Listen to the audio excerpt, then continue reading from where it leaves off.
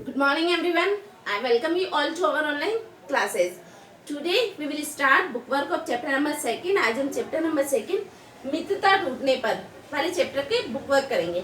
So you open your book at page number 9.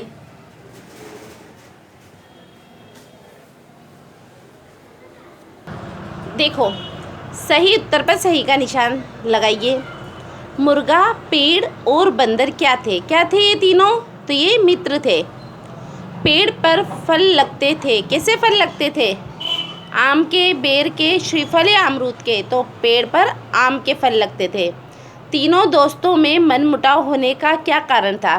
तीनों दोस्तों में मनमुटाव होने का सबसे अहम कारण था बातचीत बंद होना, क्योंकि उन तीनों ने एक दूसरे से बातचीत करना बंद कर दिया था. पेड़ को लोगों ने क्यों काट डाला? क्यों काटा था? जलाने की लकड़ी के लिए. लोगों ने कहा कि बहुत पुराना हो गया है, इसकी लकड़ी को जलाने के काम में लाया जा सकता है, तो जलाने की लकड़ी के लिए उन्होंने पेड़ को काट दिया. बड़े दोस्त बने फिरते थे. गिलेरी ने ऐसा कब कहा? कब कहा? तीनों के बर्बाद होने पर. जब तीनों दोस्त बर्बाद हो गए ना, एक दूसरे पे विश्वास नहीं किया और तीनों ने बातचीत बंद कर दी, तो तीनों में अविश्वास होने पर, बातचीत बंद करने पर, है ना, गिलेरी ने तीनों के बर्बाद होने पर ये बात कही थी. तो यहाँ पे क्या आंसर आएगा? तीनों के बर्बाद होने पर. देखो बेटा, ये सेकंड वाला निम्नलिखित कथनों का स्पष्ट कीजिए. इसको आपको समझना है सिर्फ, है ना. पेड़ को चिढ़ हो रही थी कि उसके इतने बारिश झेलने पर भी बंदर उस पर बोझ बना बैठा है. क्या है इसका आशय? इसका आशय ये है कि पेड़ चिढ़ रहा था कि देखो, मैं तो इतनी बारिश सहन कर रहा हूँ, फिर भी है ना, ये बंदर मेरे ऊपर बोझ की तरह बैठा हुआ है, बोझ बन के बैठा हुआ है. जा रहा है यह भी लोगों का चूल्हा जलाने. बड़े दोस्त बने फिरते थे. तो ये बात किसने कही? ये बात गिलेरी ने कही कि बड़े इतराते थे कि हम सब एक दूसरे के दोस्त थे. और है ना, आज देखो ये भी लोगों के चूल्हे में जलने के लिए जा रहा है, क्योंकि इन तीनों ने एक दूसरे पे विश्वास नहीं किया, दोस्ती खत्म कर हो गई. शब्द संपदा. नीचे लिखे शब्दों के समानार्थी शब्द लिखिए. कोशिश का अर्थ होता है प्रयास. कोशिश का पर्यायवाची समानार्थी क्या बताया? समान अर्थ रखने वाला, है ना, पर्यायवाची भी बोल सकते. तो कोशिश का प्रयास. खुशबू, खुशबू का सुगंध. नज़दीक, नज़दीक का अर्थ होता है पास. जमीन, जमीन मीन्स धरती. योजना मीन्स प्लान. मुश्किल, मुश्किल का कठिन होता है अर्थ. पंख, पंख को हम पर भी बोलते हैं, ठीक है, पक्षियों के पर. जिस्म, जिस्म मीन्स शरीर. नीचे लिखे अनेकार्थी शब्दों के दो दो अर्थ लिखिए. मन, मन का अर्थ होता है ध्यान लगाना और शुभ काल. शुभ काल मतलब अच्छा समय. लाल, लाल क्या है? एक रंग होता है. और बेटे को भी मम्मी क्या बोलती है? लाल. देखिए भाषा बोध.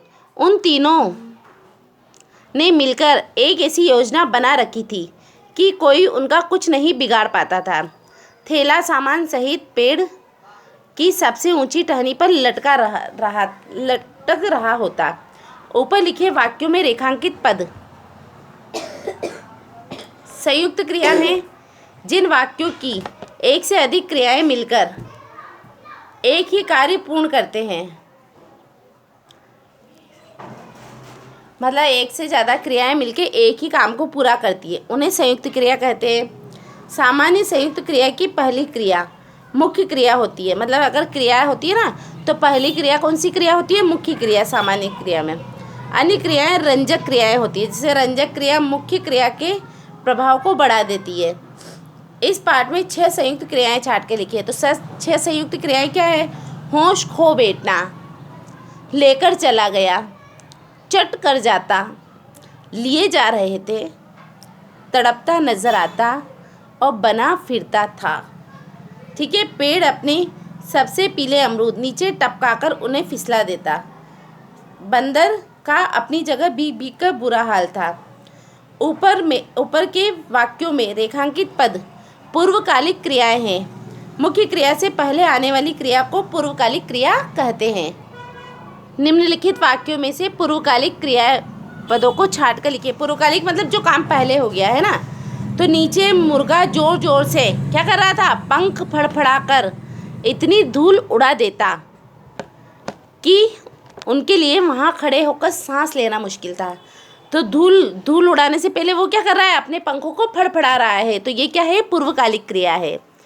मैं क्यों बेवकूफ़ बनकर इन दोनों के बीच फंसा हूँ। फंसना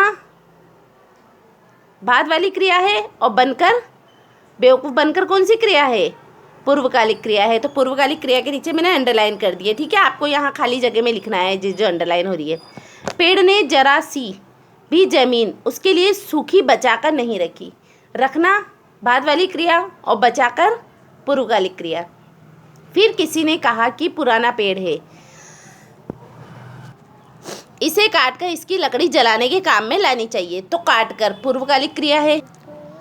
पेड़ ने सहम कर देखा कि उसके पत्थरों और डंडों का कोई जवाब उसके पास नहीं है। तो सहम कर है ना, सहम कर देखना और कोई जवाब नहीं है, वो सेकंड क्रिया आ जाएगी। कसाई हार कर वहाँ से चलने लगा। चलने से पहले क्या किया उसने, अपनी हार मान ली। हार कर पूर्वकालिक क्रिया। बेटा मैंने जिसके नीचे अंडरलाइन किया है ना, आपको रिक्त स्थान की जगह वहाँ उसको लिखना है, ठीक है। उसके जैसा दूसरा पेड़ वहाँ नहीं था। पहले मूसलाधार बारिश हुई, फिर ओले बहुत गिरे।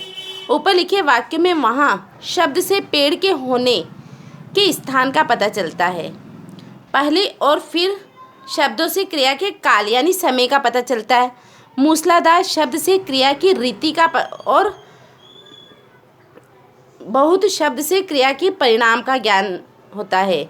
इस प्रकार ये सारे क्रिया विशेषण हैं, ठीक है।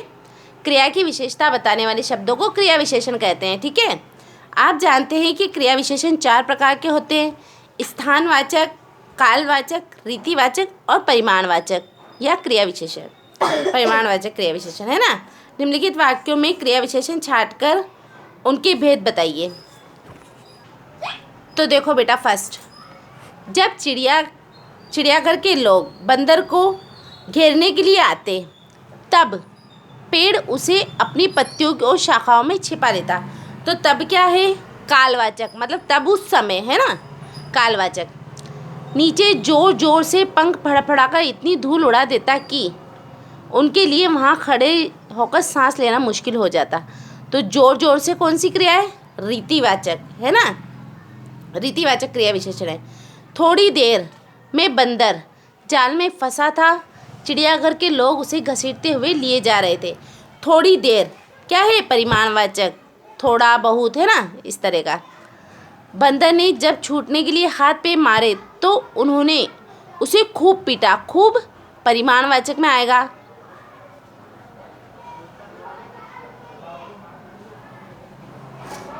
मुर्गा है कि अब भी पंखों के छींटे ऊपर उड़ा रहा है।